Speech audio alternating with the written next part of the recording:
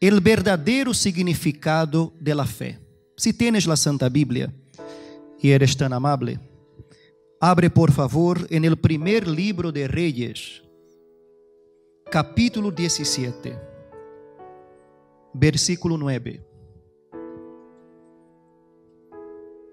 Primer libro de Reyes, capítulo 17, versículo número 9. Para que puedas entender o contexto desta palavra, te vou explicar um pouco o que havia passado. El rei Acab, rei de Israel, havia hecho lo que era malo a los ojos de Deus. Ele se havia apartado de Deus e começou a servir a Baal. E não apenas começou a servir a Baal, pero se casou com Jezabel, que era profetisa de Baal. Ele levantou um templo para Baal em Samaria e incitou ao povo de Israel a adorar a Baal.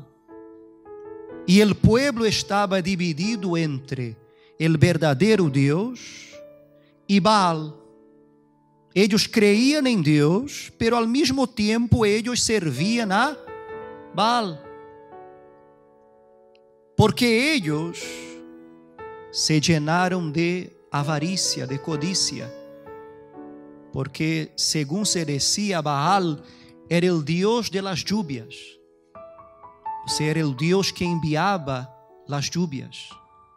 E como Israel dependia muito de la lluvia para poder trabalhar la tierra, para poder sembrar, eles começaram a adorar a Baal com a esperança de que lloviera mais e eles pudessem cosechar mais. Pero por causa de haver abandonado a Deus, em vez de chover mais, não choveu durante 3 anos e 6 meses. Houve uma grande sequia e havia muita miséria, havia muita hambre. E Deus levanta um profeta chamado Elias para confrontar a Acab. E Acab e Jezabel, furiosos com Elias, começam a buscá-lo para matá-lo. E Deus le manda a um lugar chamado Sarepta. Versículo 9 diz: Deus disse a Elias: levanta-te, ve a Sarepta, que pertenece a Sidón, e quédate allí. E he aqui, eu he mandado a uma viúva de allí que te sustente. E Elias se levantou e foi a Sarepta. E quando chegou a la entrada de la ciudad, he aqui, allí estava uma viuda, recogiendo leña, e la llamó y le dijo: te ruego que me consigas un poco de agua em um vaso para que eu beba. E quando ella iba a conseguirla, la llamó y le dijo: te ruego que me traigas também um bocado de pan em tu mano. Pero ella respondeu: vive el Senhor tu Deus, que não tenho pan. Solo tenho um punhado de harina em la tinaja e um pouco de aceite em la vasija. E estou recogiendo unos trozos de leña para entrar e prepará-lo para mim e para mi hijo, para que comamos e que e moramos.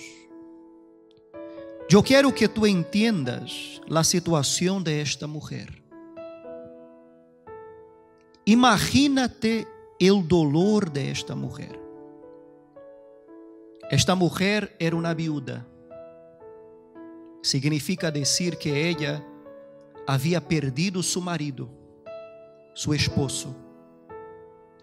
E agora esta mulher, además del dolor de haber perdido su esposo, tiene el dolor de resignarse a perder a su hijo e a perder su própria vida. Porque el hambre era tão grande que ella já estava conformada que su problema não tinha solução. Quando o profeta dijo, tráeme um pouco de pan, ella dijo, eu não tenho pan. Lo único que tenho é um pouco de harina e um pouco de aceite. E eu me estava preparando para cocinar com esta harina, com este aceite, preparar um troço de pan, dar a mi hijo para que ele comiera. Eu vou a comer lo que reste, las migajas que restem, e vamos a comer e vamos a morir de hambre. Ou seja, esta será nuestra última comida, porque vamos a morir de hambre. Imagínate o dolor de uma madre, porque ela estava conformada que seu filho ia morrer e que ela ia morrer. E muitas vezes em nossa vida passamos por situações semelhantes a esta, não tão extremas, pero tão desesperantes como esta. Situações em que parece que não há solução, em que parece que não há salida para nosso problema. Recebimos um diagnóstico do médico que disse que para nós não há solução. Recebimos uma palavra que para nosso problema não há forma de resolverlo. Esta mulher já esperava a muerte. Pero mira lo que o profeta de Deus le dijo. Versículo 13. Entonces Elías le dijo, não temas. Repite por favor, não temas. Lo primero que el profeta Elías le dijo fue, não temas. Não temas. E esta é a ordem que mais se repite na Bíblia. É decir, não tenhas medo. ¿Por quê? Porque o medo esclaviza a la persona. O medo, mais que um sentimento, é um espírito que esclaviza a la persona. Foi o que o apóstolo Pablo dijo, que nosotros não temos espírito de cobardia, senão de amor, de poder e de domínio próprio, porque o medo, mais que um sentimento, é um espírito que nos hace estar dominados, esclavizados e não nos deixa ver lo sobrenatural. Há pessoas que estão dominadas por el medo, têm medo de perder e não se dão conta que mientras estén dominados por el medo de perder, já han perdido. Há pessoas que têm medo de fracassar e não se dão conta que, se estão dominadas por el medo de fracassar, já han fracassado. Porque eu sempre vou a fracassar em lo que eu não intento. E há pessoas que têm medo de intentar, medo de lançar-se, medo de empreender algo. Porque em sua mente há aquele pensamento, e se eu hago e fracasso? E a pessoa não se dá conta que se a pessoa não lo hace, já ha fracassado. Porque eu vou a fracassar em todo lo que eu não intento empreender. Pero há pessoas que têm medo de fracassar. E há outras pessoas que têm muitos outros tipos de medo.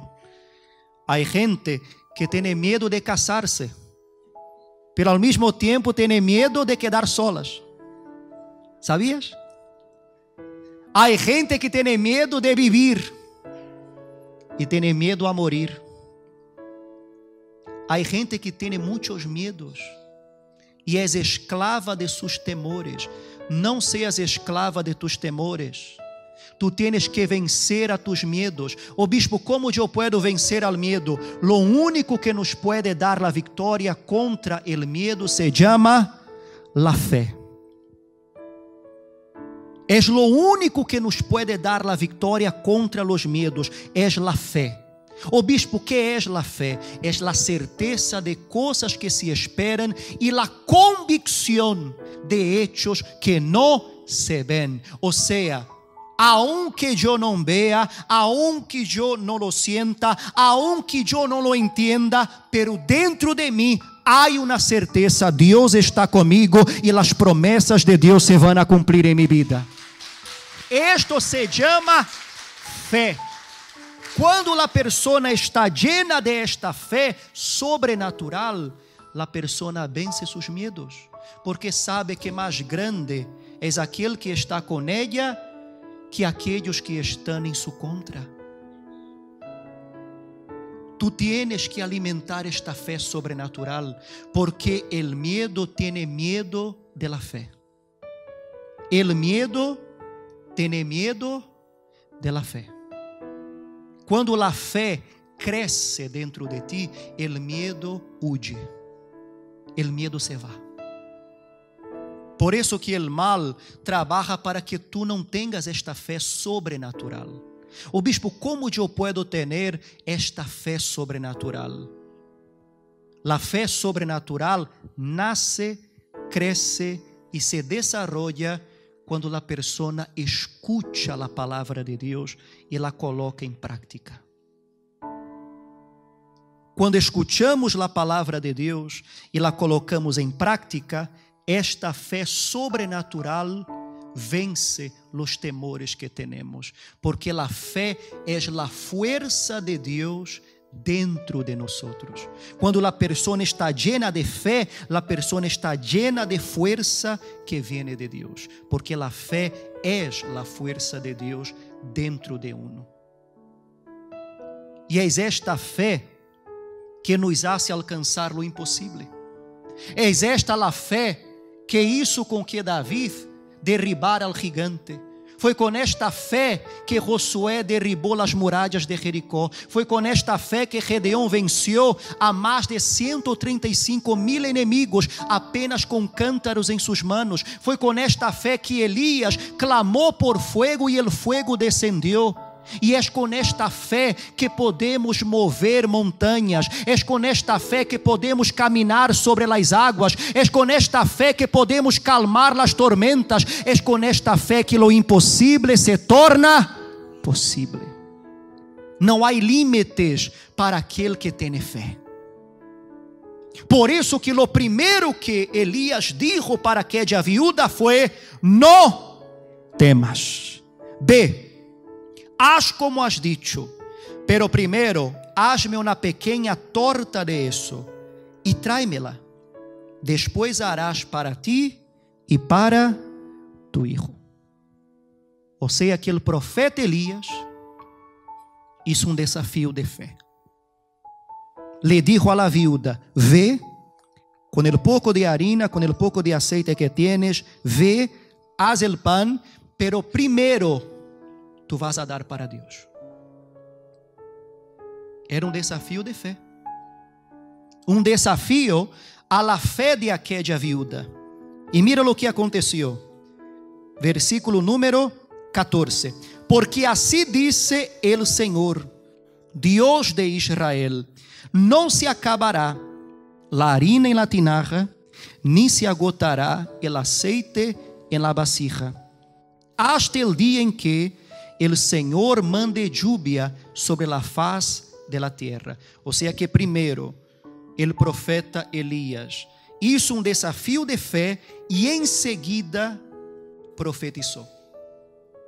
Profetizou que se ella obedeciera a Deus e se era tal como Deus lhe estava mandando, el aceite não iba a acabar e a harina não iba a terminar.